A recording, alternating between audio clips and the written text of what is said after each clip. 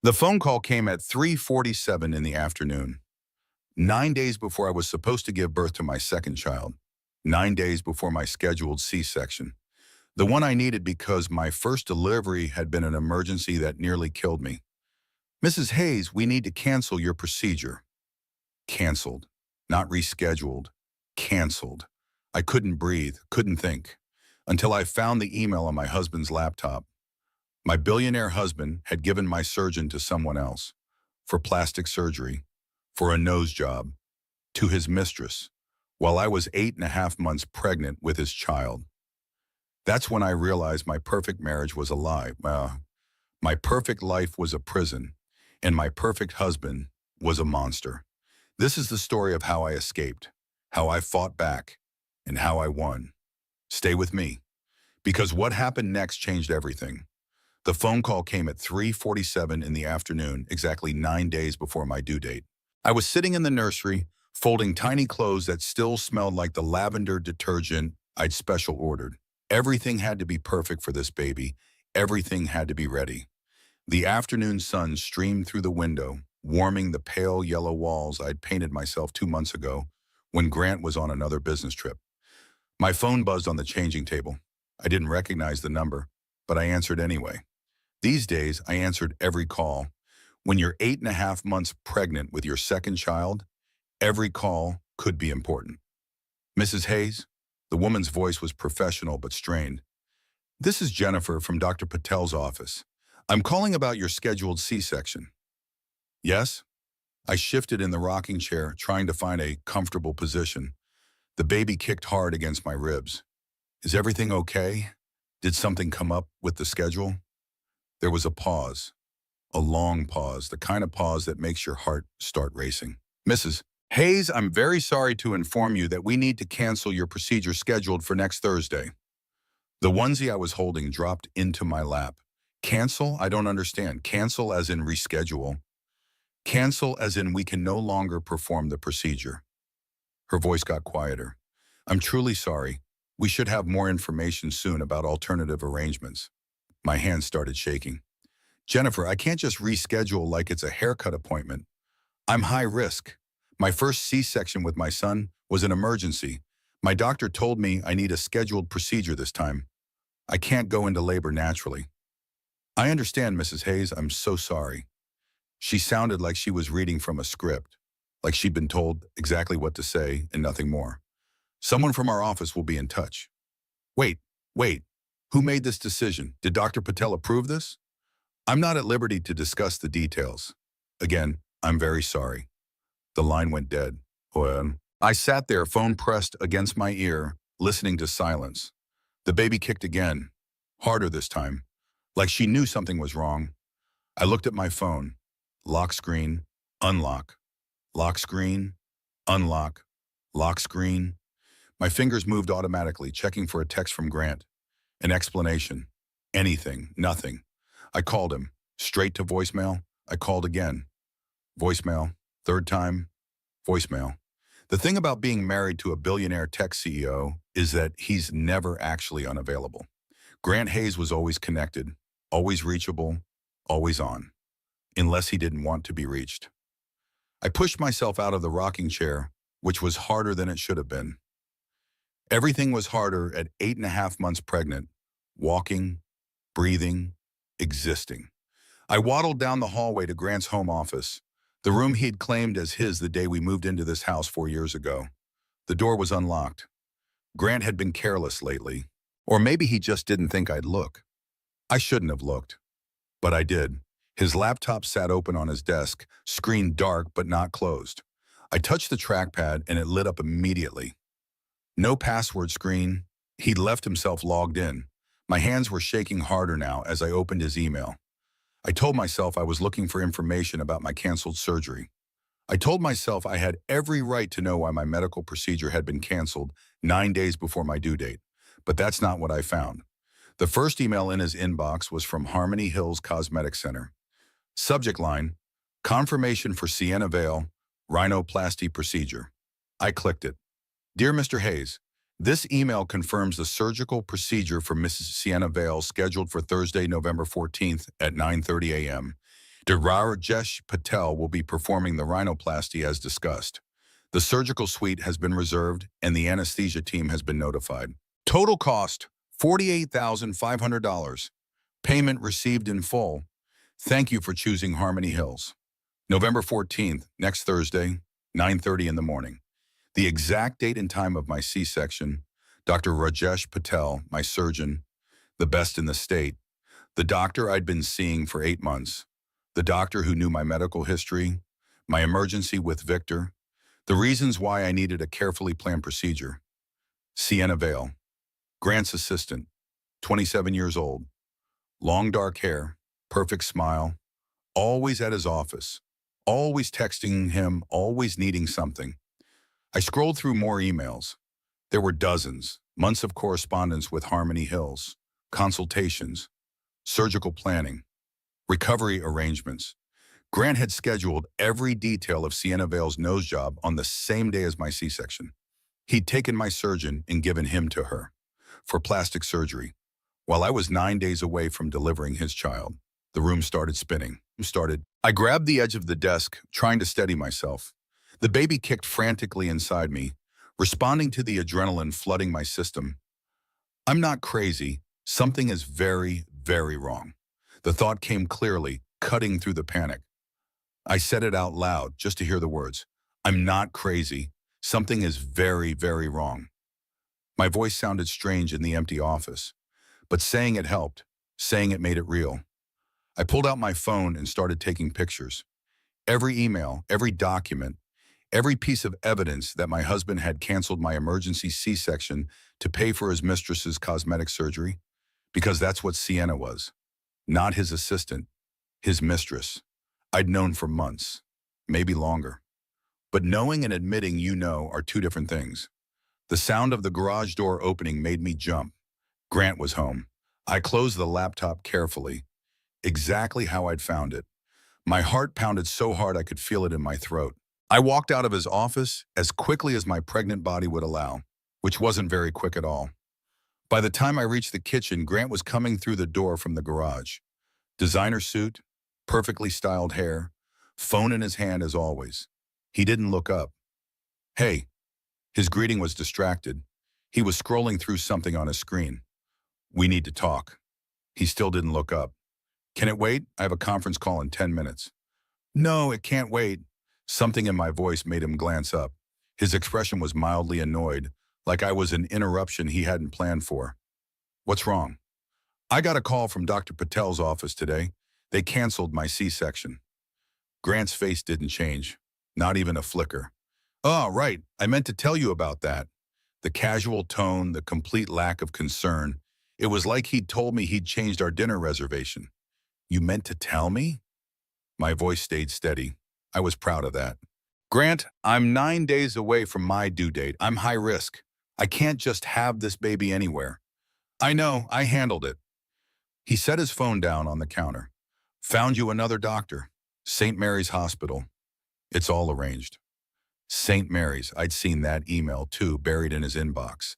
St. Mary's was the free clinic on the south side, the hospital for people without insurance, without resources, without options. You gave my surgeon to Sienna Vale.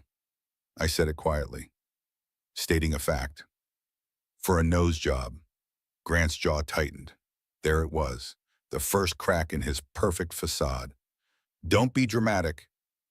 I was dramatic, Rebecca. You gave our surgeon to Sienna for plastic surgery on the same day I'm supposed to have our baby. Dr. Patel is the best reconstructive surgeon in the state. Grant's voice was cold now, controlled. Sienna needs him more than you do for a routine procedure. Routine procedure. He'd called having his child a routine procedure. The baby kicked again, hard enough to take my breath away. My C-section isn't routine. The clarity in my voice surprised me. Victor was an emergency. You know this. Dr. Patel knows this. I need a scheduled surgery with a surgeon who understands my history. Grant checked his watch. An actual watch, vintage Rolex, worth more than most people's cars. You're having a baby, Rebecca. Women do it every day. My mother had 5 children, all natural births. She never complained about needing the best urgent in the state for a routine delivery. This isn't about your mother. No, it's about you being dramatic and high maintenance as usual. He picked up his phone again. Sienna's career depends on her appearance. She's a public figure. She needs Dr. Patel for a procedure that could change her entire life. You're just having a baby. Just having a baby. His baby. Our baby. I opened my mouth to respond, but the sound of crying cut through the house. Victor, awake from his nap. 4 years old and already learning that raised voices meant something was wrong. The crying got louder, more desperate. My milk let down in response, that involuntary biological reaction to my child's distress. I felt the wetness spreading across my maternity dress, two dark circles appearing on the soft cotton fabric. Grant's lip curled, just slightly, but I saw it. Disgust. He was disgusted by me. I have to go. He grabbed his keys from the counter. Conference call. I'll be at the office. Grant, we're not done talking about this. Yes, we are. The decision is made. St. Mary's Hospital. They're expecting you. He paused at the door. Try to be reasonable about this, Rebecca. For once, I saw him. Then he was gone. The garage door opened. His car started. The sound faded as he drove away. I stood in the kitchen, milk leaking through my dress, my son crying upstairs, my baby kicking inside me, and the truth settling over me like ice water. My husband had chosen his mistress over me and our child. He'd taken my surgeon, my safety, my scheduled procedure, and he'd given it all to her, for vanity, while I was 9 days away from delivering his baby. Victor's crying got louder. I needed to go to him, but for 4 full minutes I couldn't move. I just stood there in the kitchen. The refrigerator hummed. The clock ticked, ticked, ticked. The afternoon sun was setting now, casting long shadows across the granite countertops. The house was beautiful. 6,000 square feet of custom design, chef's kitchen, wine cellar, home theater, pool with a view, a golden package. And I was trapped inside it with a man who valued another woman's nose more than his wife's life. Victor finally stopped crying. I'd gone upstairs, changed my dress, and held my 4-year-old son until he calmed down. He didn't ask what was wrong. Children know when not to ask. After I put him down with his tablet and his favorite show, I went back downstairs. Back to Grant's office. Back to the laptop he'd left open. If he could redirect surgeons, what else had he done? I sat in his expensive leather chair and started scrolling. Really scrolling this time. Not just looking at the top emails. Going back. Weeks. Months. My hands shook as I clicked through message after message. This wasn't the first time. God, this wasn't even close to the first time. 6 months ago, March. I'd been 20 weeks pregnant, scheduled for the anatomy scan, the appointment where we'd find out if the baby was healthy, if everything was developing correctly. Grant was supposed to come with me.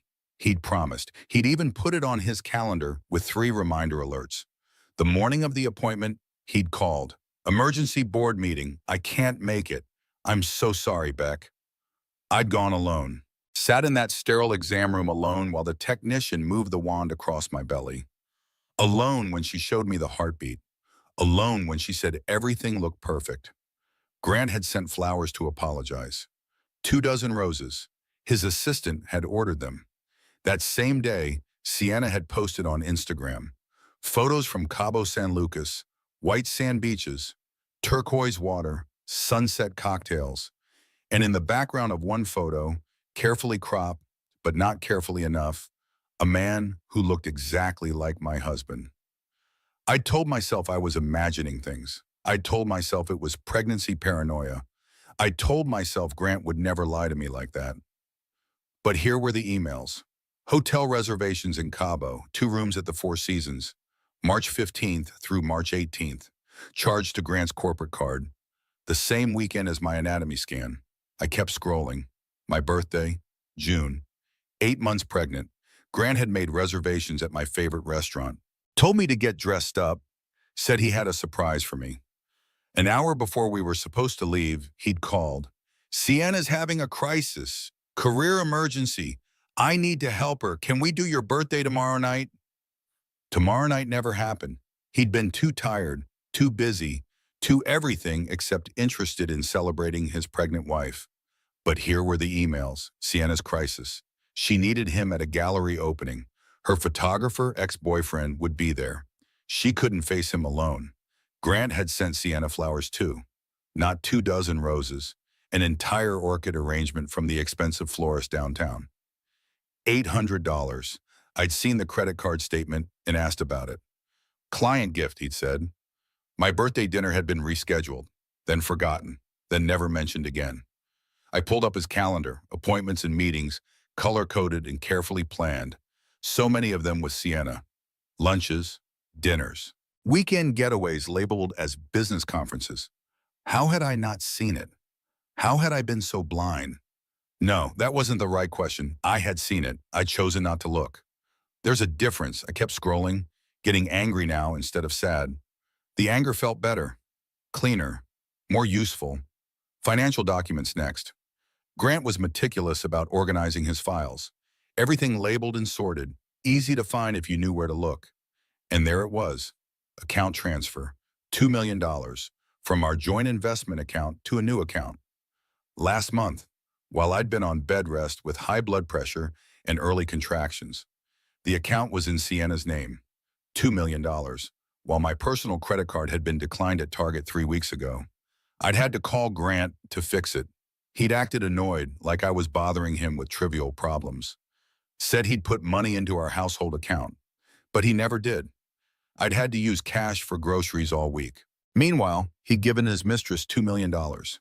I clicked on another folder, real estate documents, penthouse, downtown, the new luxury building with floor-to-ceiling windows and rooftop gardens. I'd seen the ads online, starting at $5 million. The deed showed 2 names, Grant Hayes, Sienna Vale. Closing date, 2 months ago, September, when I'd been on bed rest. When Dr. Patel had told me I needed to stay horizontal as much as possible. When Grant had been so concerned, so attentive, bringing me water and magazines and promising everything would be okay. He'd been buying a love nest with his mistress while I'd been terrified of losing our baby. The baby kicked. I put my hand on my belly. I know, I whispered. I know. My phone buzzed. Text message. Unknown number. Then I realized, not unknown, I just hadn't saved the contact. It was a text exchange from last night between Grant's number and Sienna's. Somehow it had synced to my phone through our shared iCloud account. Grant had changed some settings recently, probably trying to consolidate his devices. He'd accidentally given me access to his messages. Sienna. When are you telling her? Grant. After the baby, she's too pregnant to make trouble now. Just a few more weeks. Sienna. I'm tired of hiding. I want to be with you for real. Grant. You will be, Paoni. I promise the penthouse is ready. Everything is ready. Just be patient. Sienna. What about the kid? Grant. Victor will adjust. Kids are resilient, and the new baby won't remember any of this. The new baby. Our daughter. The one I was carrying. The one he'd just reduced to a custody arrangement before she was even born. I took screenshots of everything. Every text, every email, every financial document, every piece of evidence that my husband was planning to leave me the moment I gave birth. My hands were shaking so hard I could barely hold the phone. I stood up from the desk, walked to the kitchen, then to the living room, then back to the kitchen. I couldn't sit still. I couldn't think. I couldn't breathe properly. The panic cleaning started. I knew this feeling. The desperate need to control something, anything, when everything else is falling apart. I started scrubbing the kitchen counters. They were already clean. Our housekeeper had been here this morning, but I scrubbed them anyway, wiped down every surface, organized the refrigerator, straightened the dish towels. My back ached, my feet were swollen. The baby was pressing on my bladder, but I kept cleaning. This is what women do. When their world is ending, they clean. They organize. They try to make the chaos into something manageable. I heard the front door open, Victor's nanny, bringing him home from his play date. Victor ran into the kitchen all energy and joy, 4 years old and still believing the world was a good place. Mommy, we went to the park. I went on the big slide. I forced a smile, knelt down, which took considerable effort with my belly, hugged him. That's wonderful, sweetheart. Did you have fun? So much fun. Can I have a snack? Of course. Apple slices or cheese crackers? Both. Normal. I could do normal. For him, I could pretend everything was fine. We sat at the kitchen table. Victor ate his snack and told me about his day. His friend Lucas had brought his new toy truck to the park. The swings were broken, but the slide was fast. Mrs. Henderson had bought them all ice cream. I listened, nodded, smiled at the right moments, but my mind was somewhere else entirely. Grant walked in an hour later. I heard his car in the driveway, his key in the lock, his footsteps in the foyer. He came into the kitchen. Same designer suit, same phone in hand, same distracted expression. Hey, he didn't look at me, didn't look at Victor, just opened the refrigerator and pulled out a bottle of water. Daddy! Victor jumped down from his chair. I went on the big slide today. That's great, buddy.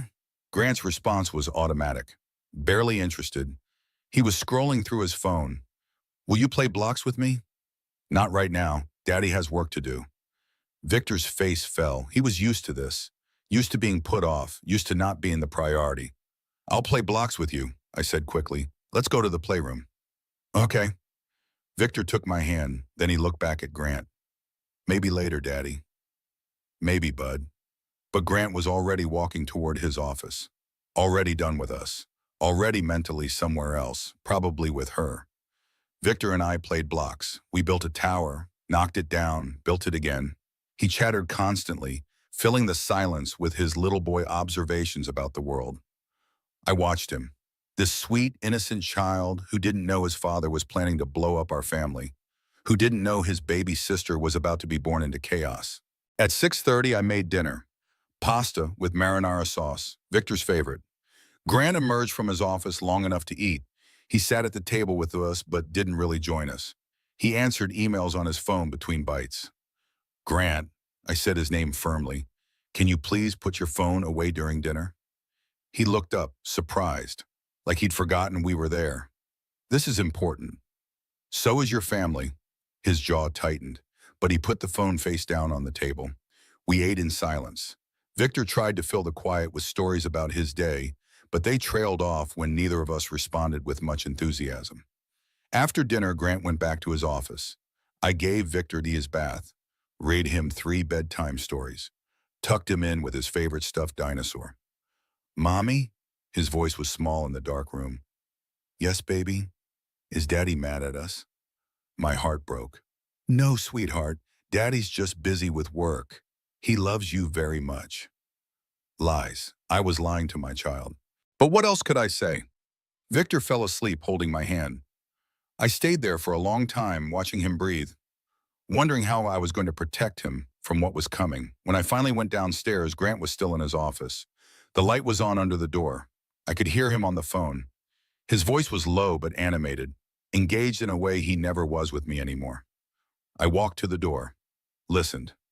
No, I know, I can't wait either. He laughed, actually laughed. Thursday will be here before we know it. You're going to look amazing. Thursday, the day of her nose job, the day of my canceled C-section. I'll stay with you the whole time, promise. We'll get you settled in the recovery suite, and I'll be right there. His voice softened, became tender. You're going to be so happy with the results. Dr. Patel is the best. I stood outside that door and listened to my husband plan his mistress's recovery while I stood 9 days away from giving birth to his child. Then I walked away, went upstairs, got into bed fully clothed. I didn't cry. The tears wouldn't come. I was beyond tears. I just lay there in the dark, feeling the baby move inside me, thinking about everything I'd discovered. Grant came to bed around midnight, didn't turn on the light, didn't say anything, just got in on his side and fell asleep immediately. I lay awake for hours. The baby kicked, my back ached, my mind raced, and somewhere around 3 in the morning, I made a decision. I wasn't going to let him do this to me, to us, to our children. I was going to fight back. Morning came with the sound of birds and the smell of coffee. Grant was already up, already dressed, already halfway out the door by the time I made it downstairs. "I have meetings all day," he said, barely glancing at me. "Don't wait up." And he was gone. Good, I needed him gone. I got Victor ready for preschool, fed him breakfast, packed his lunch, drove him to school with my hands gripping the steering wheel so tight my knuckles went white. After drop-off, I sat in my car in the parking lot. Key in the ignition, engine off, not going anywhere, just sitting. This is what it feels like when your life is falling apart and you still have to do the morning routine. Make the breakfast, pack the lunch, smile at the teachers, pretend everything is normal. Other mothers walked past my car. Some of them waved, I waved back. None of them knew that I was 9 days from giving birth and my husband had canceled my surgery for his mistress's nose job. None of them knew I was sitting in my car, unable to make myself drive home to the house where I discovered my entire marriage was a lie. The thing about betrayal is how it rewrites history. Suddenly, every happy memory becomes suspicious. Every kind gesture becomes calculated. Every "I love you" becomes, maybe he didn't mean it. I thought about our wedding 10 years ago. Grant, in his tuxedo, looking at me like I was the only person in the world. His vows, his promises, "till death do us part." Had he meant any of it? Or had I been convenient? The appropriate wife for a rising CEO. Pretty enough, smart enough, connected enough, good enough to marry, not good enough to stay faithful to. I started the car, drove home. The house was empty. The housekeeper wasn't scheduled until tomorrow. I went straight back to Grant's office. More digging, more evidence, more confirmation of what I already knew. I found emails dating back 2 years. 2 years of an affair with Sienna. It hadn't just been recent. It had been going on since before I got pregnant with this baby, which meant he'd been sleeping with her while he was sleeping with me, which meant this baby might not have even been planned. Maybe I'd been an inconvenience, an accident, a complication. I found receipts for jewelry I'd never seen. $11,000 at Tiffany's, $23,000 at Cartier, all delivered to an address downtown, the penthouse address. I found travel records, weekend trips, romantic getaways, always listed as business travel, always expense to the company. Paris, Rome, Santorini. He'd taken her to all the places he'd promised to take me someday. My phone buzzed, text from Grant. "What do you want for dinner?" Like everything was normal, like he was a normal husband coming home to his normal wife. I didn't respond, more digging. I found his calendar from 3 months ago, July. I'd been 6 months pregnant, struggling with morning sickness that lasted all day. I'd asked him to come home early one night, just one night. I'd been so sick I couldn't get out of bed. Victor had needed dinner and a bath and bedtime. Grant had said he couldn't. Big client dinner, unavoidable. His calendar showed the truth. Dinner reservation for 2, not a steakhouse or a business restaurant. A romantic little Italian place in the Arts District. He'd been with her while I'd been throwing up and trying to take care of our son. I pulled up the credit card statement from that night. Dinner, $412. Hotel, $850. He'd been with her while I'd been alone and sick and pregnant with his child. The baby kicked hard, like she was angry too. "I know," I said out loud. "I know, baby girl, I know." I kept finding things, kept taking screenshots, kept documenting everything. By noon, I had hundreds of images on my phone, evidence of affair, evidence of financial abuse, evidence of abandonment, evidence that my husband was a monster. I made lunch. I couldn't eat it, just pushed food around on my plate while my mind raced. At 2:30, my phone rang. Dr. Patel's office. Not Jennifer this time, someone else. "Mrs. Hayes, this is Karen from scheduling. I'm calling to follow up on the cancellation of your C-section." "Yes." My voice sounded flat, dead. "My husband canceled it." "I'm sorry, I don't have those details. I was calling to see if you'd like to reschedule with one of our other physicians. Dr. Chen has availability on November 20th. 6 days after my due date, 6 days after I was supposed to have this baby. I can't wait until November 20th. That's the soonest available appointment, I'm afraid. Dr. Patel's schedule is completely full. Yes, I know. He's doing rhinoplasty on my husband's mistress on my scheduled date. Silence on the other end of the line. I'm sorry, Mrs. Hayes. I don't have information about other patients. Of course you don't. I was too tired to be angry anymore. Thank you for calling. I hung up. Then I did what every woman does at 3 in the afternoon when her life is ending. I Googled, can husband cancel wife surgery, financial abuse during pregnancy, emergency custody orders, divorce lawyer high net worth, cheating husband evidence, how to protect assets before divorce, the search history of the desperate, the abandoned, the betrayed. I read article after article, each one more depressing than the last. Stories of women who'd been left with nothing. Women who'd trusted their husbands with their finances and ended up broke. Women who'd lost custody because they couldn't prove abuse. But also stories of women who'd fought back. Women who'd documented everything. Women who'd been smart and strategic and ruthless. Women who'd won. I could be one of those women. I had to be. For Victor. For this baby. For myself. At 3:15, I picked Victor up from preschool. He was happy, full of stories about finger painting and circle time, blissfully unaware that his world was about to change. We went home, snack time, playtime, the usual routine. Grant came home at 6, actually home, not just passing through. He walked into the kitchen where I was making Victor's dinner. We need to talk, he said. My heart started racing. Okay, not here after Victor goes to bed. So we did the evening routine. Dinner, bath, books. Victor fell asleep holding his dinosaur. Then Grant and I sat in the living room, opposite ends of the couch, miles apart. I've been thinking, Grant said. His voice was calm, reasonable. You're right, we should talk about the surgery situation. Hope flickered. Maybe he'd changed his mind. Maybe he'd realized how insane this was. I looked into St. Mary's Hospital, he continued. It's a perfectly good facility. They have excellent maternal health statistics. You'll be fine there. The hope died. Grant, St. Mary's is a free clinic. It's a public hospital. There's a difference. You gave my surgeon to Sienna for a nose job. His jaw tightened. I thought we'd move past this drama. It's not drama. It's facts. You canceled my high-risk C-section 9 days before my due date to pay for your mistress's plastic surgery. Sienna is not my mistress. His voice stayed level, but his eyes were cold.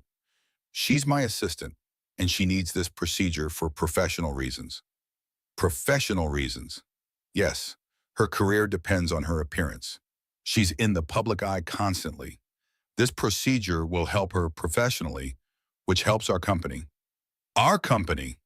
I couldn't believe what I was hearing. Sienna works for your company? Really? Is that what we're calling it? I don't know what you're implying. I'm not implying anything. I'm stating facts. You're having an affair with Sienna Vale. You've been having an affair with her for at least 2 years. You bought her a penthouse. You gave her $2 million. You've taken her on trips to Paris and Rome and Santorini, and now you've given her my surgeon for her nose job. Grant's face didn't change. Not even a flicker of surprise, not even a hint of denial.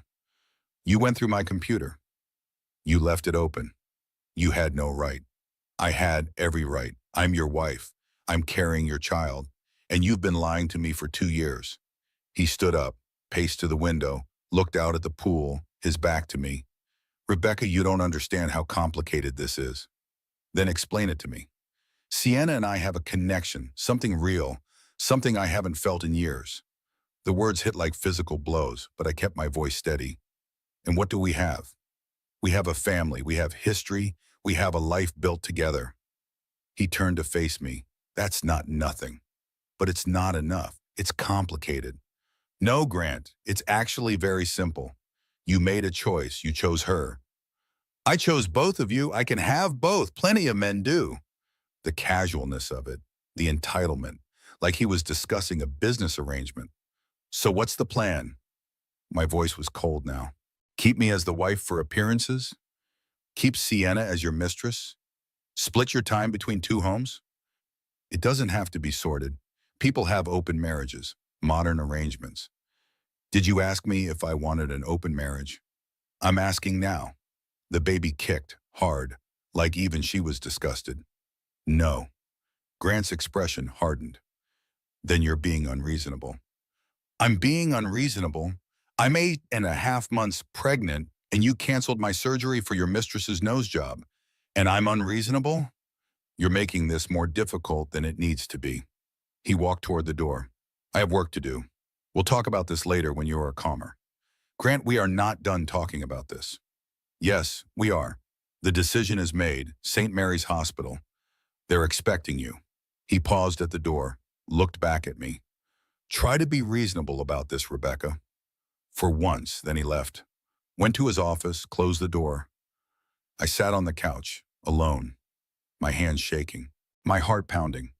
He'd admitted it, all of it. The affair, the money, the penthouse, everything.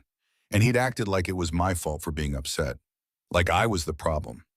This is what they call gaslighting, making you doubt your own reality, making you question if you're being too sensitive, too dramatic, too unreasonable. But I wasn't crazy. I knew what I'd seen. I knew what he'd admitted. My husband was having an affair. He'd canceled my surgery. He'd moved $2 million to his mistress. He'd bought her a penthouse. And he expected me to just accept it, to share him, to be reasonable. I pulled out my phone, looked at my contacts, found the name I needed. Marlo Bennett, my best friend from college, now a partner at the city's top divorce firm. I hadn't talked to Marlo in months. Life gets busy. Kids and work and marriage. Friendships fade. But right now, I needed her. I sent a text. Are you awake? I need help. Can you come over? The response came immediately. On my way. 20 minutes. I waited in the dark living room. Grant was still in his office. Light under the door. Probably calling Sienna. Probably telling her about his difficult, unreasonable wife. Exactly 19 minutes later, headlights swept across the front of the house. Marlo had come. Marlo Bennett burst through my front door like a force of nature. Yoga pants, Northwestern law sweatshirt, hair in a messy bun. She looked like she'd been ready for bed when she got my text. She took one look at me and said, "That son of a bitch." Then she hugged me, and I finally cried. Not pretty crying, not quiet crying, the kind of crying that comes from somewhere deep and broken. The kind that shakes your whole body. Marlo held me until I stopped. Until I could breathe again. Until I could speak. Tell me everything. So I did, standing in my kitchen at midnight.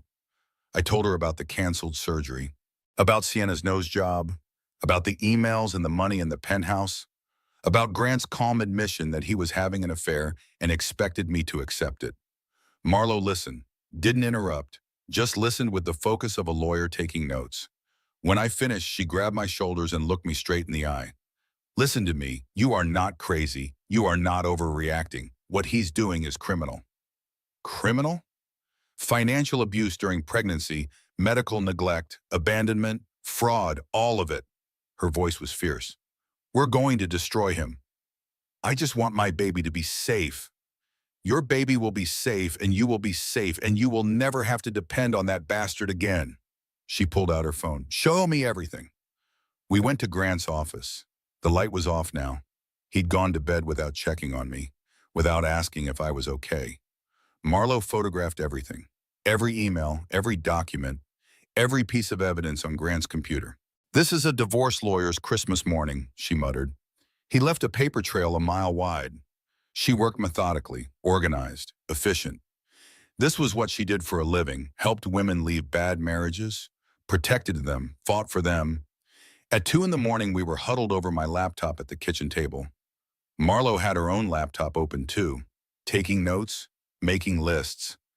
We need to move fast, she said, before he realizes what you're doing. What am I doing? Fighting back. She looked at me. You are fighting back, right? This isn't just venting? I don't know what I'm doing. Then let me tell you what you're going to do. First, you're going to protect yourself and your baby. We're getting you a new doctor. Someone Grant can't touch, someone who will put you first. Okay. Second, we're going to secure your finances. Open a new account in your name only. Transfer money from your joint accounts before he freezes them. Can he do that? Freeze the accounts? He can try, but if you move first, he can't. She typed something on her laptop. Third, we're filing for emergency protective orders, medical and financial. He won't be able to make decisions for you or the baby. That seems extreme. Rebecca, he canceled your C-section for his mistress's nose job. Extreme is what we're dealing with. She looked at me over her laptop. Do you trust me? Yes. Then do what I say.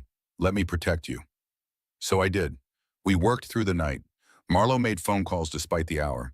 She knew people, important people, judges, doctors, financial advisors.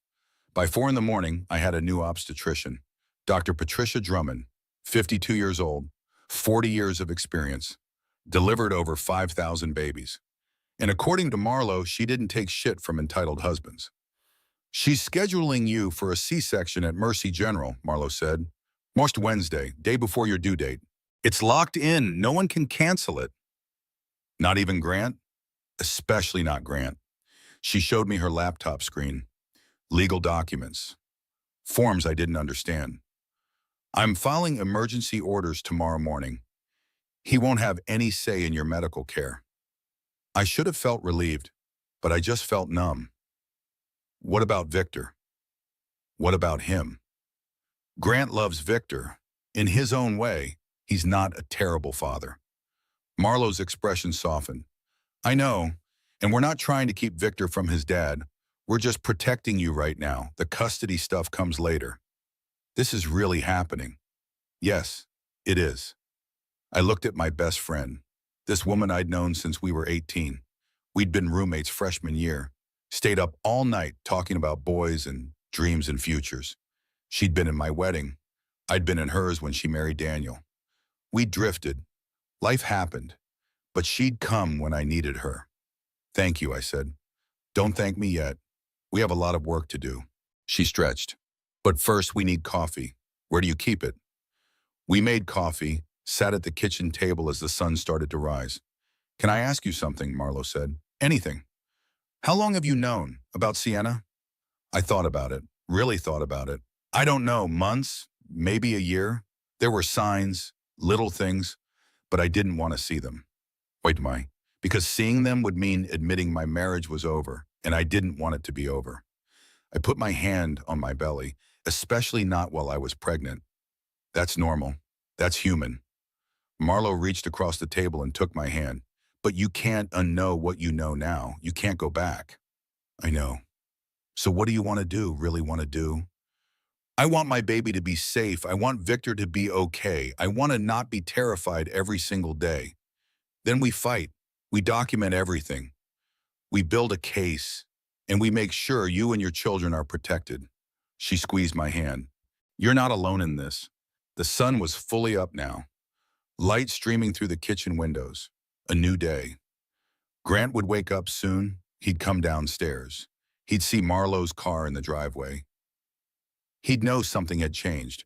What do I say to him? I asked. Nothing. Say nothing. Let him wonder. Marlo stood up. I need to go. Office hours start in 3 hours and I have a lot to do. But I'll call you this afternoon. We're meeting with Dr. Drummond tomorrow morning. Can you make 9 o'clock? Yes. Good. Bring Victor if you need to. We'll make it work. She hugged me one more time. Then she was gone. I sat at the kitchen table, alone again, but different now, not as lost. I had a plan, I had help, I had hope. The sound of footsteps on the stairs. Grant was awake. He came into the kitchen. Saw the coffee pot, the 2 mugs on the table. Who was here? Marlo. His jaw tightened. Why was Marlo here? She's my friend. I needed to talk to someone. About what? I looked at him, really looked at him. This man I'd loved for 10 years. This man who'd fathered my children. This man who'd betrayed me in the worst possible way. About everything. Something flickered in his eyes. Fear? Anger? I couldn't tell. Rebecca, I don't think involving outsiders in our private matters is a good idea. Marlo isn't an outsider. She's my best friend. She's a divorce lawyer. I know what she is. We stared at each other. the tension thick enough to cut. Are you threatening me? I said, Grant asked. I'm protecting myself and our children. From what? I've done nothing but provide for this family, give you everything you could possibly want. Accept loyalty, accept honesty, accept basic human decency. His face went cold. I have a meeting. We'll talk about this later. No, we won't. I'm done talking. What does that mean? It means I'm done pretending everything is fine. I'm done accepting scraps of your attention. I'm done competing with your mistress for my own husband. Grant grabbed his keys from the counter. You're being dramatic, again. And you're being cruel, again. He left without another word. The garage door opened, his car started. The sound faded. I sat at the kitchen table, alone but not afraid anymore. I had evidence, I had a lawyer, I had a plan, and I was going to win. The next morning, I took Victor to preschool and headed to Dr. Drummond's office. Marlo met me in the parking lot. Ready? She asked. As ready as I can be. The office was nothing like Dr. Patel's sleek downtown practice. This was a small clinic in a neighborhood I'd never been to. The waiting room had worn chairs and outdated magazines, but the receptionist smiled warmly. And when Dr. Drummond came out to greet us, I felt something I hadn't felt in days. Safe. She was a small woman with gray hair and kind eyes. She shook my hand firmly. Mrs. Hayes, come on back. Let's talk. Her office was cramped but organized. Diplomas covered the walls. Photos of babies. Lots of babies. Marlo told me about your situation, Dr. Drummond said, and I want you to know something right up front. I've been practicing medicine for 40 years. I've delivered over 5,000 babies. And what your husband did? I've never seen anything like it, and I won't let it happen to my patient. The words hit me hard. Someone believed me. Someone was on my side. Thank you. Don't thank me yet. We have work to do. She pulled out a chart. Tell me about your first pregnancy, your emergency C-section. I told her everything. The 36-hour labor with Victor, the complications, the emergency surgery, the recovery. Dr. Drummond listened, took notes, asked questions. Okay, here is what we're going to do. I'm scheduling you for a C-section next Wednesday, November 13th, day before your due date. We're not waiting. We're not taking chances.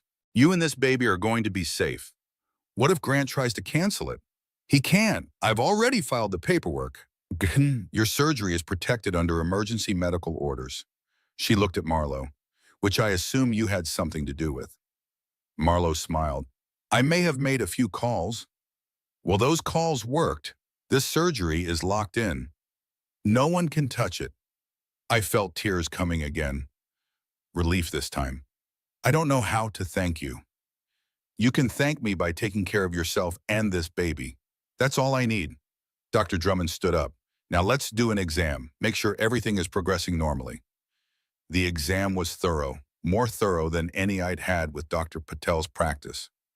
Dr. Drummond checked everything, asked about every symptom, every concern. Baby looks good, strong heartbeat, good position, but your blood pressure is elevated. She frowned at the numbers. That's not surprising given the stress you're under, but we need to watch it. And what does that mean? It means you rest, no stress, no drama, nothing that's going to spike your blood pressure higher. She looked at Marlo. Can you make that happen? I'm working on it. Work faster. This baby needs to cook for another week. We don't want early labor. After the appointment, Marlo and I sat in my car. She's right, Marlo said. You need to reduce stress, which means you need to get away from Grant. I can't just leave. It's my house.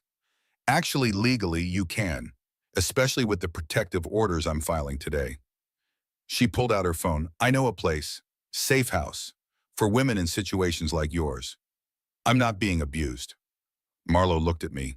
Rebecca, he canceled your surgery. He's stealing your money. He's planning to leave you the moment you give birth. That's abuse. Maybe not physical, but it's abuse. She was right. I knew she was right. What about Victor, his school, his routine? We'll figure it out, one day at a time. She squeezed my hand. But right now, you need to protect yourself and this baby. Everything else comes second. I drove home. The house was empty. Grant was at work, or with Sienna. Who knew anymore? I started packing, clothes for me, clothes for Victor, toiletries, important documents. My hands shook as I filled the suitcases. This was really happening. I was really leaving. The baby kicked, strong and steady. It's okay, I told her. We're going to be okay. I heard the garage door. Grant was home. Middle of the day. He never came home in the middle of the day. He walked into the bedroom, saw the suitcases on the bed. What are you doing? Packing. I can see that. Why? I'm leaving. His face went white, then red. You're not leaving. You're 9 days away from having a baby. 8 days now. Rebecca, this is insane. Where are you going? Somewhere safe. You're safe here. This is your home. This stopped being my home when you chose her over me. And then Grant stepped closer. I didn't choose anyone. I told you, we can work this out. Have a modern arrangement. I don't want a modern arrangement. I want a husband who's faithful to me, who prioritizes his family, who doesn't cancel my surgery for his mistress's nose job. I zipped the suitcase. Since you can't be that person, I'm leaving. You're being irrational. I'm being smart. What about Victor? You're going to take him out of school? Disrupt his whole life because you're upset? I'm upset? Grant, you're having an affair. You stole $2 million from our joint account. You bought a penthouse for another woman, and I'm upset? I didn't steal anything. That's my money. It's our money from our joint account, from investments we made together. I grabbed my purse. But don't worry, my lawyer is handling it. That stopped him cold. Your lawyer? Yes, Marlo. You remember her, my best friend, who's also a divorce attorney. You're divorcing me. I don't know yet, but I'm protecting myself and our children. That's what I'm doing. I tried to walk past him. He grabbed my arm. Not hard, but firm enough to stop me. Rebecca, please, let's talk about this.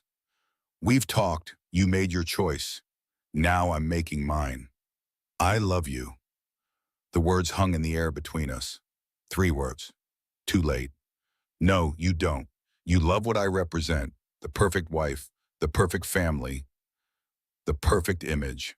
I pulled my arm free. But you don't love me. If you loved me, you wouldn't have done any of this. I walked out of the bedroom, down the stairs, out the front door. Grant followed me. Where are you going? Tell me where you're going. Somewhere you can't find me. I got my car, put the suitcase in the back seat, started the engine. Grant stood in the driveway, looking lost, looking confused, looking like a man who just realized he'd gone too far. But it was too late. Too late for apologies. Too late for explanations. Too late for everything except moving forward. I drove away, didn't look back. My phone rang. Grant, I didn't answer. It rang again. Still Grant, still didn't answer. By the 3rd call, I blocked his number. Then I called Marlo. I did it. I left. Good. Where are you now? Driving. I need to pick up Victor from school in an hour. Okay. Here's the address for the safe house. It's in Riverside, about 30 minutes from Victor's school. You can still keep his routine. Thank you. Rebecca, you did the right thing. Then why do I feel so scared? Because you're brave enough to leave. That's the hardest part. Her voice was gentle. It gets easier from here. I promise. I hope she was right. I picked up Victor from school. He climbed into his car seat, happy and oblivious. Where's Daddy? Daddy's at work. It's just you and me today, buddy. Okay, can we get ice cream? Sure, we can get ice cream. Normal. I could do normal for him. We drove to the safe house. It was a small apartment in a complex that looked like dozens of others. Unremarkable. Anonymous. Perfect. Inside, it was clean and furnished. Basic but comfortable. 2 bedrooms, a kitchen, a living room with toys in the corner. Is this a hotel? Victor asked. Sort of. We're staying here for a little while. Why? Because Mommy needs to rest before the baby comes. And this is a quiet place to rest. He accepted that without question. 4 years old, easy to satisfy with simple answers. We unpacked, made dinner, gave him a bath in the unfamiliar bathroom. At bedtime, Victor asked, "Will Daddy come say goodnight?" My heart broke. "Not tonight, sweetie. but we'll see him soon. Okay, he yawned. I love you, Mommy. I love you too, baby, so much. After he fell asleep, I sat in the small living room, alone, in this strange apartment, with my whole life in two suitcases. My phone buzzed, text from an unknown number, but I knew who it was. Grant must have figured out I blocked him. Please come home. We can work this out. Delete another text. I'm sorry, I didn't mean for any of this to hurt you. Delete another. What about Victor? He needs his father. That one made me angry. Now he cared about Victor. Now he wanted to be a father. I typed back, Victor is fine. He's safe, which is more than I can say about being at home with you. Send. His response was immediate. You can't keep him from me. I have rights. So do I, and right now I'm exercising them. I turned off my phone, sat in the dark. The baby kicked. It's okay, I whispered to her. We're safe now. We're going to be okay. I believed it. I had to believe it, because the alternative was too terrifying to consider. 3 days passed, 3 days of a new routine. Dropping Victor at school, coming back to the safe house, resting, trying not to think about everything I'd left behind. Grant called Marlowe's office 14 times the first day. She didn't take his calls. He showed up at Victor's preschool on day 2. The director called me immediately. I'd already told her about the situation. She didn't let Grant see Victor without my permission. On day 3, Grant came home, to our actual home, to the safe house. I don't know how he found us. I was making lunch when I saw his car pull into the parking lot. My heart started racing. The baby kicked frantically, responding to my adrenaline. He knocked on the door. Rebecca, I know you're in there. Please, let's talk. I didn't answer. I brought flowers, your favorites, white roses. Of course he had. Grant always thought gifts could fix things. Rebecca, please, I miss you. Victor misses me. This is ridiculous. Still, I didn't answer. He stood there for 10 minutes. Then he left. The flowers stayed on the doorstep. I left them there. Eventually, someone else took them. That night, Grant sent an email, a long one, full of apologies and promises. He was sorry. He'd made mistakes. He wanted to fix things. Sienna meant nothing. The affair was over. He'd canceled her surgery. He wanted his family back. I read it 3 times, looking for the truth beneath the words. But I couldn't find it, because I didn't trust him anymore. Didn't trust anything he said. Marlowe called that evening. Grant's lawyer reached out. They want to negotiate. Negotiate what? Everything. Custody, finances. He wants you to come home. I'm not going home. I know, I told them that. She paused. But Rebecca, he's not going to make this easy. He's fighting the protective orders, claiming you're being vindictive, trying to turn this into a custody battle. He can try. I have evidence. Evidence helps, but family court is unpredictable. Judges don't like seeing children separated from fathers without cause. What about mothers separated from their surgeons? Do judges care about that? They should. We're going to make sure they do. Marlowe's voice was firm. But you need to be prepared. This is going to get ugly. She was right. It did get ugly. Grant hired the best lawyers money could buy. They filed motions, demanded mediation, accused me of parental alienation. Meanwhile, I was 8 days away from giving birth. My blood pressure was still elevated. I was exhausted and scared and trying to keep everything together for Victor. And then Grant did something I didn't expect. He came back. Really came back. Day 4. He showed up at the safe house again. But this time he didn't knock. He just sat in his car, waiting. When I had to leave to pick up Victor, Grant followed us, kept his distance, but he was there. At the school, he approached me in the parking lot. Please, just let me see him. 5 minutes, that's all I'm asking. Victor saw him through the car window. Daddy! My son's face lit up. Pure joy. He loved his father, despite everything. Children love their parents, it's instinct. Please, Grant said again. His voice broke. I miss my son. I couldn't say no. Not with Victor right there. Not with that look of excitement on his face. 5 minutes, Grant opened the car door. Victor launched himself into his father's arms. Daddy, I missed you. Where have you been? I've been working, buddy, but I'm here now. They hugged. Victor chattered about school and his friends and the new toy he wanted. Grant listened, really listened, engaged in a way he hadn't been in months. When the 5 minutes were up, I said, "Time to go, Victor. Can Daddy come with us?" "Not today, sweetie." Victor's face fell. "Why not?" "Because Mommy and Daddy need to figure some things out first." "But I want Daddy." Grant looked at me over Victor's head. His eyes were pleading. "Rebecca, please." And something in me wavered. This was the father of my children, the man I'd loved for 10 years. Maybe he really was sorry. Maybe he really would change. Maybe I was being too harsh. "We can't keep doing this," I said quietly. "Not like this." "Then let me come home. Let's try again. For Victor. For the baby." The baby kicked, like she had an opinion about this conversation. "I don't know. Just try. That's all I'm asking. Give me a chance to prove I've changed." Victor was watching us, 4 years old but old enough to understand the tension. Against my better judgment, against Marlowe's advice, against everything logical, I said, "Okay, but you sleep in the guest room, and we have rules. Lots of rules. Anything. Whatever you want." So Grant came back, moved back into our house that night, the house I'd left 3 days ago. He was attentive, helpful, present. He made dinner, gave Victor a bath, read him bedtime stories. He asked about my doctor appointments, brought me water, adjusted pillows. It was like having the old Grant back, the one I'd married, the one who'd loved me. For 2 days, it was almost normal, almost like before, and I started to believe him, started to think maybe this could work. Until the night of the false labor, I woke up at 2 in the morning with contractions, regular, painful, scary. "Grant," I shook him awake. "Something's wrong." He sat up immediately. "What is it?" "Contractions. I think I'm in labor."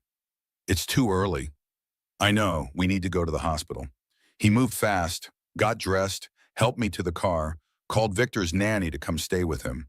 At the hospital, they hooked me up to monitors, checked the baby, checked my cervix. "It's false labor," the nurse said. "Braxton Hicks contractions. Totally normal this close to your due date. But baby looks good. You're not dilated, not in active labor." Relief flooded through me. "So we're okay?" "You're fine, baby's fine. Go home and rest. Try to relax." Grant held my hand through all of it, stayed calm, stayed present. In the hospital room waiting to be discharged, he called someone. I pretended to be asleep, wanted to see what he'd do when he thought I wasn't listening. "No, babe. Just false alarm. She's fine. Baby's fine." His voice was low. I know. I know you're worried, but everything's under control." Pause. "I'll be there in an hour, after I get her home and settled." Pause. "I miss you too. This week has been hell, but we're almost through it. Just a few more days." My eyes were closed. My heart was breaking again. He was still talking to her, still with her.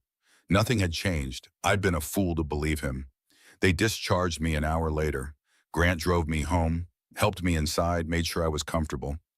Then he said, "I need to run back to the office. Some paperwork I forgot.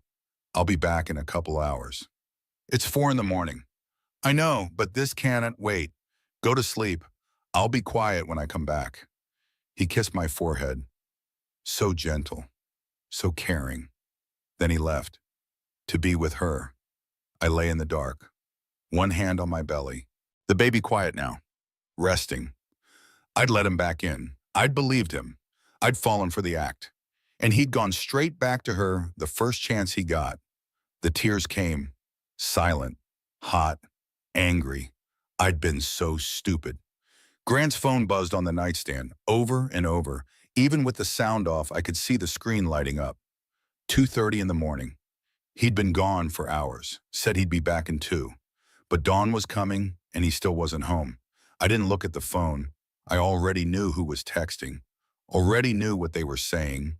I just lay there in the dark, thinking, planning, deciding. By the time the sun came up, I'd made my choice. For real this time.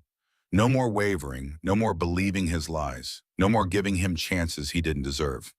I got up, made breakfast for Victor, Normal routine, normal morning, except nothing was normal, and it would never be normal again. At 7:30, I heard the garage door. Grant came in through the kitchen.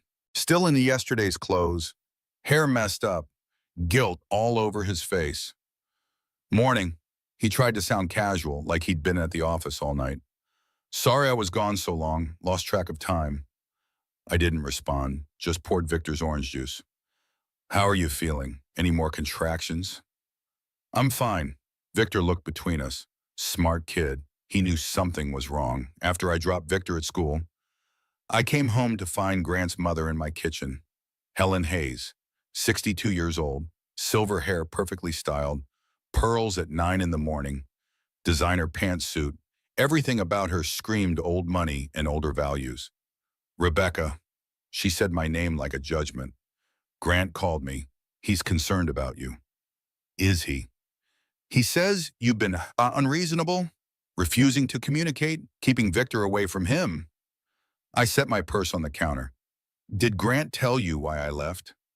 He mentioned you were having some marital difficulties, but nothing that warrants this drama. Marriage requires compromise, Rebecca. Flexibility. Flexibility. Yes, my generation understood that men have needs.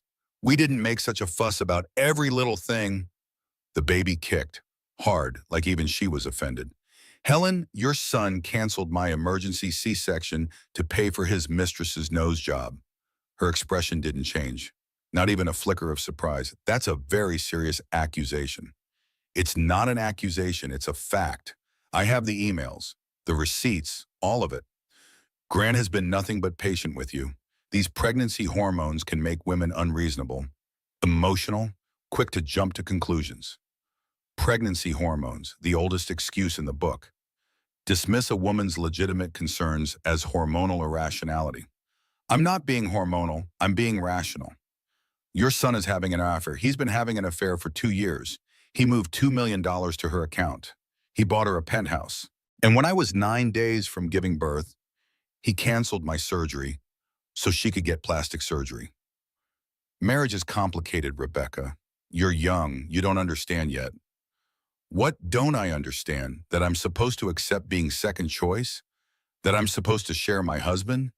That I'm supposed to be grateful he comes home at all? Helen's voice went cold. You're being hysterical. I'm being honest. Grant has options, Rebecca. You do well to remember that. She picked up her purse, expensive leather.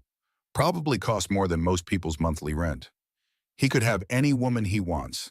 The fact that he chose you, married you, gave you children in this life, you should be grateful. Victor walked in. I hadn't heard him come home with the nanny. He'd been at a half-day program today.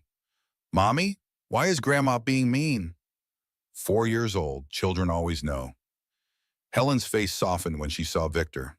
Hello, darling. Grandma's not being mean. We're just talking.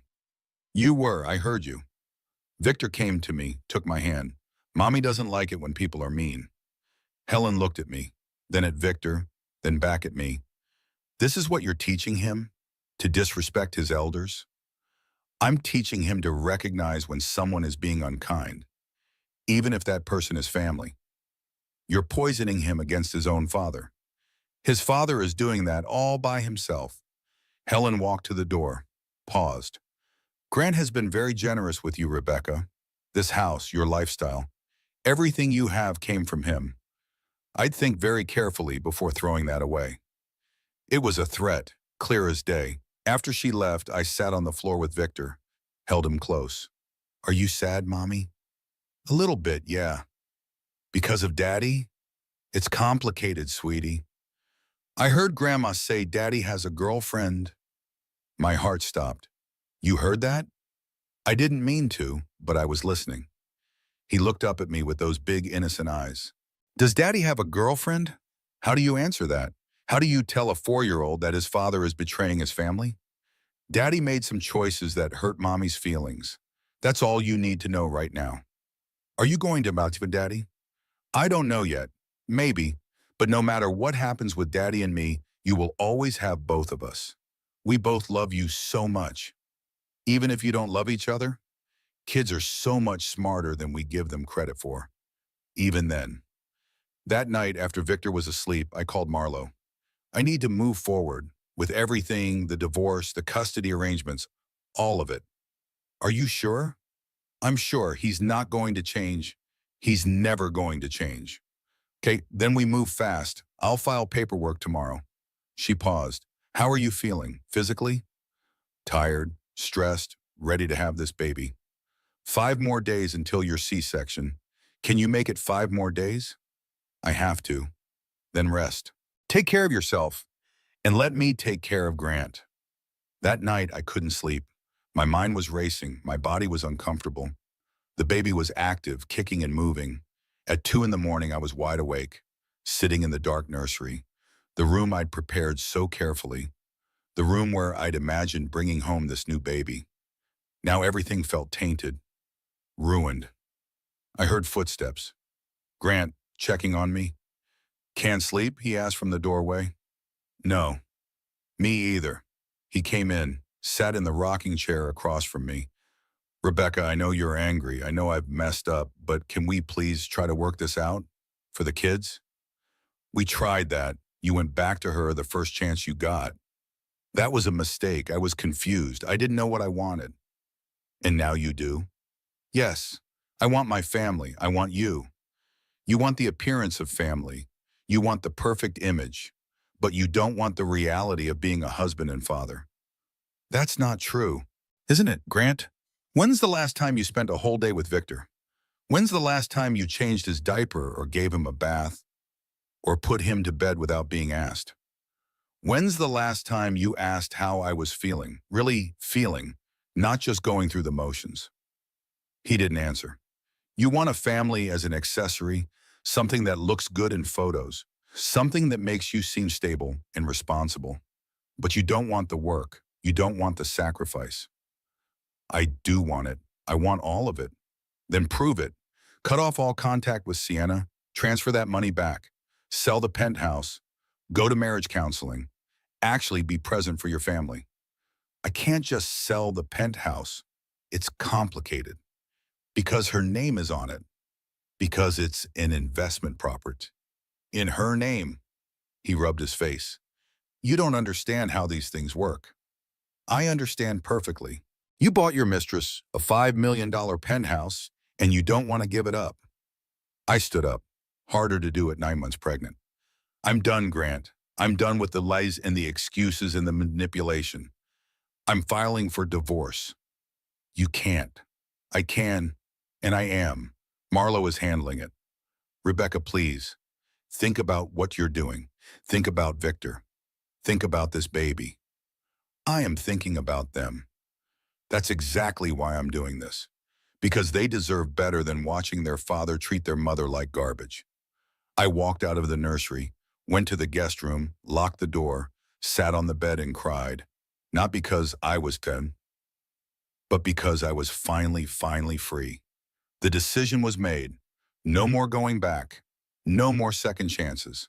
I was done. Morning came with clarity. I woke up in the guest room, my back aching, the baby sitting low and heavy. 4 days until my scheduled C-section. 4 days until I could focus on recovery instead of survival. I documented everything. That became my routine. Every conversation with Grant, every text message, every interaction with Helen. My phone became my weapon. Record button always ready. Screenshots of everything. Marlo had taught me well. In custody cases, documentation is everything. Evidence matters more than emotion. Grant was still asleep when I left the house. Took Victor to school, came back to an empty house, started packing, really packing this time. Not just clothes, everything I'd need, birth certificates, social security cards, medical records, financial documents I'd secretly copied from Grant's files. I opened my own bank account, used my maiden name, Rebecca Prescott. It felt strange after 10 years of being Rebecca Hayes, but it also felt right, like reclaiming something I'd lost. I transferred money from our joint savings, not all of it, just enough to survive for a few months. Enough to pay a lawyer, enough to protect myself and my children. Not stealing, protecting. There's a difference. At 2 in the afternoon, my phone rang. Dr. Drummond, Mrs. Hayes, I wanted to check on you personally. How are you feeling? Tired, stressed, ready to have this baby. Your blood pressure at your last appointment was concerning. I need you to rest. Really rest. No stress, no drama. That's easier said than done, but I know, and I want you to know something. I've been practicing medicine for 40 years. I've delivered over 5,000 babies. And what your husband did? I've never seen anything like it, and I won't let it happen to my patient. The words made me cry. Someone believed me. Someone was on my side. Thank you. You're going to get through this. You and this baby are going to be fine, but you need to take care of yourself. Can you do that? I'm trying. Try harder. Doctor's orders. That night, I couldn't sleep again. Too anxious. Too uncomfortable. Too many thoughts racing. At 2 in the morning, I gave up on sleep, went downstairs to the nursery, started organizing. Every drawer, every shelf, every tiny piece of clothing. I refolded onesies, arranged diapers by size, organized the changing table with methodical precision. The repetitive action calmed me. This I could control. I couldn't control Grant or the divorce or the custody battle ahead, but I could make sure this nursery was perfect for my daughter. I worked until sunrise, every item in its place, everything ready. When Grant found me there at 6 in the morning, surrounded by perfectly organized baby supplies, he just stood in the doorway. You've been up all night. Couldn't sleep. You need to rest. The surgery is in 3 days. I know when my surgery is. He came into the room, looked around at all my work. It looks good. You've done a good job with this room.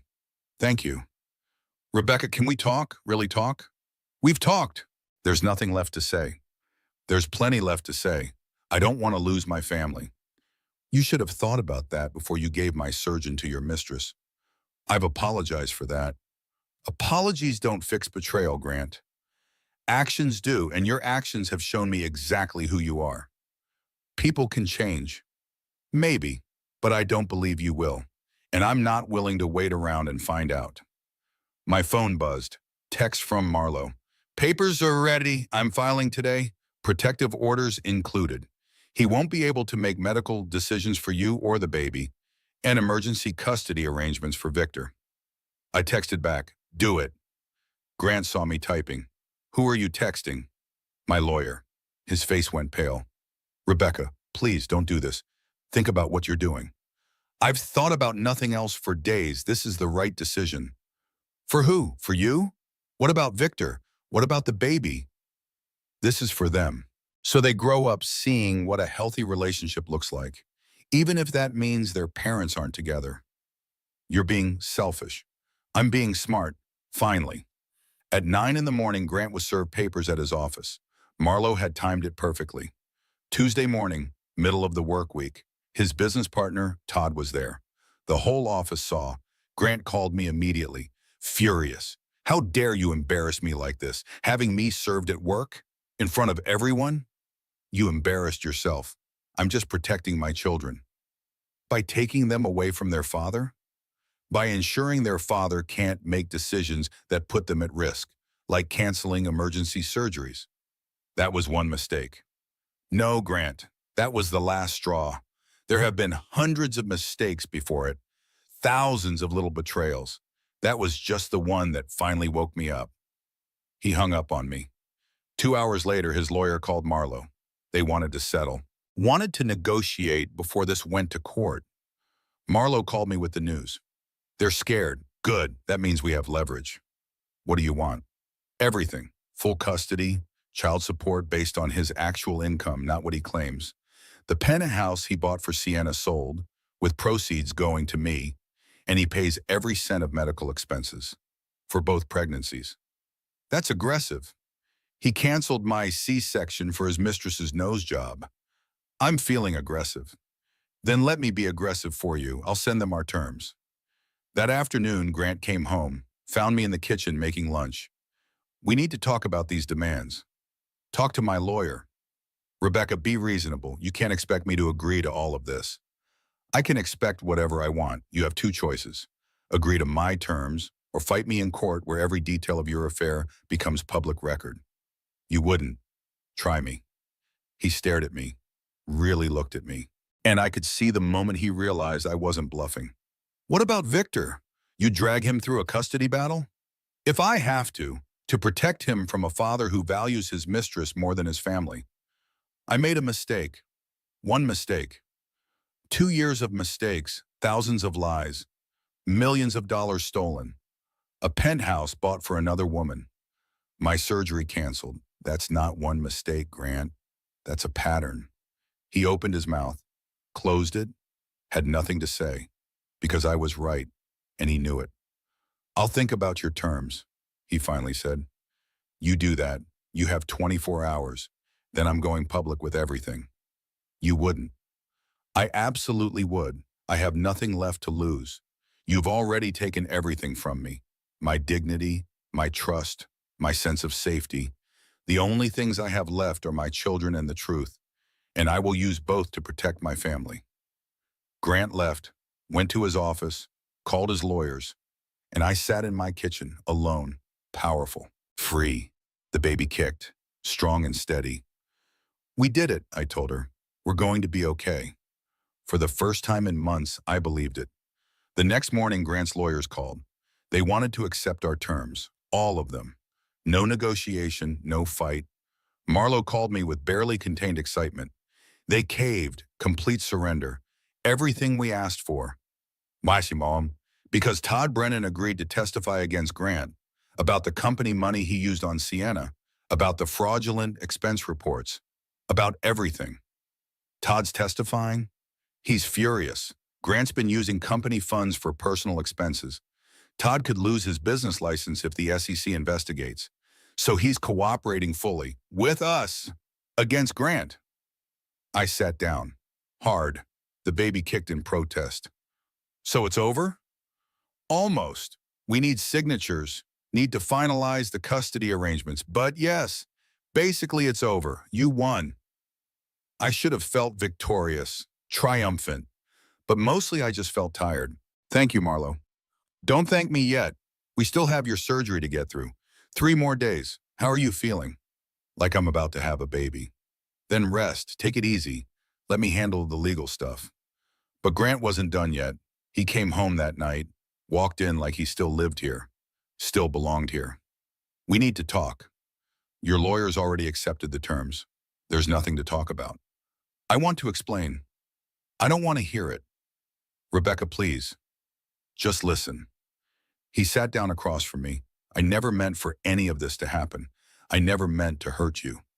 But you did, repeatedly, intentionally. Unintentionally, I was weak, stupid, selfish. I know that now. What do you want, Grant? Forgiveness? Absolution? I don't have either to give. I want you to understand, Sienna was exciting, new. She made me feel young again, important, desired. And I didn't? You were my wife, the mother of my children. That's different. It shouldn't be. I know. I see that now. He rubbed his face. I threw away 10 years of marriage for something that was never real. And now I'm losing everything. You're not losing everything. You still have your company, your money, your freedom. You're just losing the family you didn't value enough to protect. I valued you. I do value you. No, Grant, you valued what I represented, the perfect wife, the perfect family, the perfect image for your business associates and society pages. I stood up. But you never valued me, the real me, the person who needed you to show up for anatomy scans and birthday dinners and surgical consultations. I'm sorry. I know you are. You're sorry you got caught, sorry you're facing consequences. But I don't think you're actually sorry for what you did. He stood up, walked to the door, turned back. For what it's worth, I do love you. I always have. If that's what your love looks like, I don't want it. He left. And this time I knew he wouldn't be back. The next 2 days passed in a blur. Finalizing paperwork, packing hospital bags, preparing Victor for what was coming. Mommy's going to the hospital to have the baby, I explained. And when I come home, you'll have a little sister. Will she like dinosaurs? Maybe. We'll teach her. And will Daddy be there? At the hospital? I don't know, sweetie. Maybe, but I knew Grant wouldn't be there. The protective orders were clear. He couldn't make medical decisions for me, couldn't be in the delivery room unless I explicitly allowed it. And I wouldn't allow it. Marlo would be there, that was enough. The night before my surgery, I couldn't sleep. Too anxious, too excited, too everything. I walked through the house, this house where I'd lived for 4 years, where I'd brought Victor home as a newborn, where I'd planned to bring this new baby. But it didn't feel like home anymore. It felt like a museum of a life that didn't exist. Tomorrow, everything would change. Tomorrow, I'd have my daughter, and then I'd start building a new life. Without Grant, without his lies, without his betrayal. Just me and my children and the future we'd build together. At midnight, I got a text from an unknown number. Good luck tomorrow. You're going to be an amazing mother. To both of them. It was Todd, Grant's business partner, the man who'd agreed to testify against him. I texted back, thank you, that means a lot. Grant made his choices, now he has to live with them. But you and your kids deserve better. I hope you find it. Simple kindness, from an unexpected source. I fell asleep thinking about that, about how sometimes allies come from the strangest places, about how even in the darkest times there are people who show up. Morning came too fast, 6 in the morning. Time to go to the hospital. Marlo picked me up. Victor stayed with the nanny. I'd see him after, when I had our daughter in my arms. At the hospital, Dr. Drummond was waiting. Ready to meet your daughter? So ready. Then let's do this. The surgery was routine, smooth, easy, everything my first C-section wasn't. At 9:23 in the morning, my daughter was born. 8 pounds, 2 ounces, perfect. They placed her on my chest, tiny and warm and absolutely perfect. Hello, Eleanor, I whispered. I'm your mama. I've been waiting for you. Eleanor Prescott Hayes, Eleanor for strength, Prescott for myself. Hayes because she was still her father's daughter, even if he didn't deserve her. Marlo stood in the corner, crying. She's beautiful, Rebecca. She is. She really is. After recovery, they moved me to a room. Marlo stayed, helped with everything. Have you heard from Grant? No, radio silence since yesterday. Probably for the best. Probably. But part of me was sad that my daughter's father wasn't here. Sad that Victor's sister was born without her daddy present. Sad that our family was so broken. That evening, a nurse came in, Jenna Whitfield, the same nurse who'd been with me during the false labor. Congratulations, Mrs. Hayes. She's gorgeous. Thank you. Jenna hesitated. Can I tell you something? Off the record? Of course. Sienna Vale has been in our ER twice this month, both times treated by Dr. Patel, but not for plastic surgery complications. My heart sank. What for? I can't give specific details, HIPAA, but the assuries were consistent with domestic violence. The room went silent. Grant? I asked. I don't know who caused them. She wouldn't say, but she's been here twice and Dr. Patel filed reports both times. After Jenna left, I sat holding Eleanor, processing what I just learned. Grant had been hurting Sienna, the woman he'd chosen over me, the woman he'd given everything to. He'd been abusing her. I should have felt vindicated, justified, proven right, but I just felt sick. Because Sienna was a victim too, another woman caught in Grant's web, another person he'd hurt. Your daddy is not a good man, I told Eleanor softly, but you will never have to wonder if you're safe with me, because you always will be. The next few days passed in a blur. Recovery, learning to nurse, juggling a newborn and a 4-year-old. Victor met his sister on day 2, held her carefully in the hospital chair. Looked at her with absolute wonder. She's so tiny. You were this tiny once? Really? Really, and I loved you just as much then as I do now. I love her too, Mommy. I'll protect her. 4 years old and already a protector, already better than his father. On day 4, the divorce papers were final, signed and sealed. Grant got supervised visitation with Victor. No overnight visits until further review. No contact with Eleanor until she was older. Child support set at $30,000 a month, based on his actual income. Not the adjusted numbers his accountants had prepared. The penthouse sold, proceeds split, my half going into a trust for the children, and Grant paying every medical expense. Both pregnancies, all appointments, everything. I'd won, completely. But it didn't feel like winning. It felt like surviving. 6 weeks later, I was in my new apartment. The penthouse had sold faster than expected. The buyer had paid cash. No inspection, no contingencies. And that buyer had been me, using the settlement money, using the proceeds from selling our marital home. The penthouse Grant had bought for Sienna was now mine. Court-ordered, legally mine. Poetic justice. I stood at the floor-to-ceiling windows. Victor was coloring at the table. Eleanor was asleep in her bassinet. My phone rang, Dr. Drummond checking in. How are you doing? Good, really good. And Eleanor? Perfect. She's absolutely perfect. I'm glad. You've been through hell. You deserve some peace. Thank you for everything. I couldn't have done this without you. You could have? You're stronger than you know, but I'm glad I could help. After we hung up, I looked around my new home, my penthouse, my sanctuary. This apartment where Grant had planned to live with Sienna was now where I was raising our children. The universe has a sense of humor sometimes. My phone buzzed, text from an unknown number, but I knew who it was. Grant had been trying to reach me through different numbers for weeks. I blocked each one as they came. This message was different, though. I know you blocked me. I know you don't want to hear from me, but I need you to know something. Sienna left me after everything I gave her, everything I did for her. She just left. I stared at the message, debated whether to respond, finally typed back. Good. She deserves better than you, just like I did. His response came immediately. I miss my family. You should have thought about that before you destroyed it.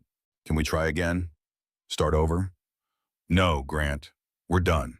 Forever. What about Victor? He needs his father.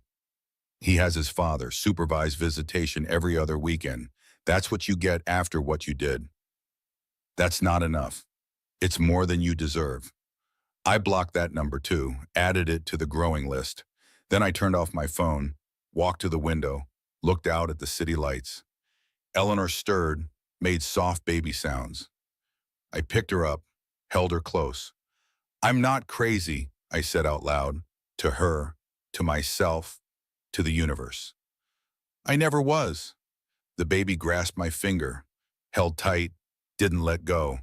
And for the first time in months, I felt peace. 3 months later, I stood in the same spot by the windows. But everything was different now. Eleanor was awake, alert, starting to smile. Victor was in preschool, thriving despite the changes. And I was building a life I'd never imagined I'd need. The apartment was fully furnished now. My style, my choices. Nothing Grant had picked out or approved.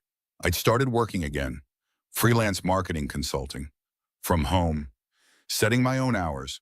Building my own client base. Money wasn't an issue. Between the settlement, child support, and my own income, we were comfortable. More than comfortable. But it wasn't about money. It was about independence. About proving to myself that I could survive without Grant. Without his resources. Without his empire. And I was doing more than surviving. I was thriving. Marlo came by every week. Tuesday afternoons, we'd drink coffee and watch the kids play and talk about everything and nothing. You look happy, she said one Tuesday. I am happy. Is that weird? Not weird. Amazing. You've been through hell and you came out stronger. I came out different. I don't know about stronger. Trust me, you're stronger. The Rebecca I knew in college would never have left, would never have fought back, would never have demanded what she deserved. The Rebecca you knew in college hadn't been betrayed yet, hadn't learned what she was capable of. Exactly, Marlo smiled. You've learned who you are, really are, without Grant defining you. She was right. For 10 years, I'd been Grant's wife, Grant's partner, the woman behind the successful CEO. Now I was just Rebecca, mother, consultant, survivor. And that was enough. Victor's relationship with Grant was complicated. He saw his father every other weekend, supervised visits at a neutral location. Grant always brought gifts, expensive toys, lavish presents, trying to buy his son's affection. But Victor was too smart for that. He'd play with the toys politely, thank his father, then ask when he could go home to mommy. Daddy's sad, Victor told me one night after a visit. I know, honey. He keeps saying he wants to come home. This is your home now, with me and Eleanor. Daddy has his own home. But why can't we all live together? How do you explain betrayal to a 4-year-old? How do you help them understand why their family fell apart? Sometimes grown-ups make choices that hurt other people. And when that happens, things have to change. But that doesn't mean we love you any less. Both Daddy and I love you so much. I know, but I wish Daddy had made better choices. 4 years old and already wiser than his father. Eleanor was my constant companion. I wore her in a carrier while I worked, fed her on conference calls with the camera off, rocked her to sleep between client meetings. Being a single mother of 2 was exhausting.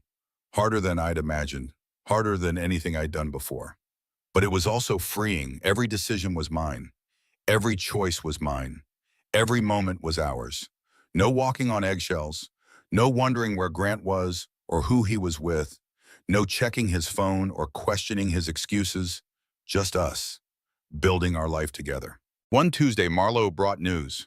Grant's company is under investigation. SEC is looking into the financial irregularities, Todd reported. What does that mean? It means Grant might face charges, fraud, embezzlement. He used company funds for personal expenses. That's a crime. I felt conflicted. Part of me wanted Grant to face consequences, wanted him to pay for everything he'd done. But part of me was sad for Victor, for Eleanor. Their father might go to prison. What happens to the kids if he goes to jail? Nothing changes for you. You already have full custody. He might lose visitation rights, but that's not your problem to solve. It affects my kids, though. Your kids will be fine. They have you. That's what matters. She was right, but it was still hard to watch Grant self-destruct. Even after everything, the investigation took months. Meanwhile, life moved forward. Eleanor learned to roll over, then to sit up, then to crawl. Victor started kindergarten, made new friends, adjusted to our new normal. And I found myself again. The person I'd been before Grant, before marriage, before losing myself in someone else's life. I took up running again. Something I'd loved in college but given up. Now I ran 3 mornings a week. Victor with the nanny, Eleanor in the jogging stroller, the rhythm of my feet on pavement. The burn in my lungs, the clarity that came with the movement. It became meditation, therapy, freedom. 6 months after Eleanor was born, I ran into Sienna Vale at a coffee shop. She was different, quieter, less polished. Her nose looked the same to me. Maybe the surgery hadn't happened after all. She saw me. Our eyes met. For a moment, I thought she'd run. But she walked over. Rebecca, hi. Sienna. Awkward silence. What do you say to your husband's mistress? Ex-husband now. I owe you an apology, she said. You don't owe me anything. I do. I knew he was married. I knew he had a kid. I didn't care. I was selfish and stupid, and I'm sorry. Eleanor was asleep in her carrier. Sienna looked at her, then away. She's beautiful. Your daughter. Thank you. I heard about what he did, the surgery. That was wrong. I'm sorry I was part of it. Did he hurt you? I asked quietly. I heard you were in the hospital. Twice. Her face closed off. That's over now. I left him. Finally. Good, you deserve better than that. So do you. We stood there, 2 women Grant had hurt in different ways, connected by betrayal. I hope things get better for you, I said. They already are. I'm in therapy, actually dealing with my stuff instead of running from it. She smiled sadly. Turns out I was looking for validation in all the wrong places. Haven't we all? After she left, I sat with Eleanor, thinking about choices and consequences and forgiveness. I didn't forgive Grant. Might never forgive him. But I was starting to let go of the anger. Not for him, for me. because carrying that rage was exhausting, and I needed my energy for my children, for my life, for moving forward. Eleanor turned 1. We had a small party at the apartment, just family, my parents, my sister, Marlo and her family, not Grant. He wasn't invited, requested a makeup visit instead, which I allowed because Eleanor was his daughter too, even if he'd never been there for her birth. That evening, after everyone left, I sat on the couch with both kids. Victor cuddled on one side, Eleanor on the other, both falling asleep. My phone buzzed, email from Dr. Drummond. Just checking in, how are you and Miss Eleanor doing? I typed back, we're doing great, better than great, thank you for everything. You did all the hard work, I just helped you through it. Proud of you, Rebecca. You're stronger than you ever knew. I looked around my apartment, my home, the life I'd built from the ruins of my marriage. Pictures on the walls, Victor's artwork on the fridge, Eleanor's toys scattered across the floor. Chaos and love and life. Not the life I'd planned. Not the fairy tale I'd imagined on my wedding day. But it was real. It was mine. It was enough. I'm not crazy, I said out loud one more time. To the universe, to my children, to myself. I never was. Eleanor grabbed my finger, held tight, just like she had the day she was born, and Victor snuggled closer. I love you, Mommy. I love you too, baby. Both of you. So much. Outside the floor-to-ceiling windows, the city lights sparkled. The sun had set, another day over. Tomorrow would bring new challenges. Single motherhood wasn't easy. Divorce wasn't easy. Starting over wasn't easy. But it was worth it. Every struggle, every sacrifice, every difficult choice. Because we were safe now. Free now. Our own family. Our own terms. Our own future.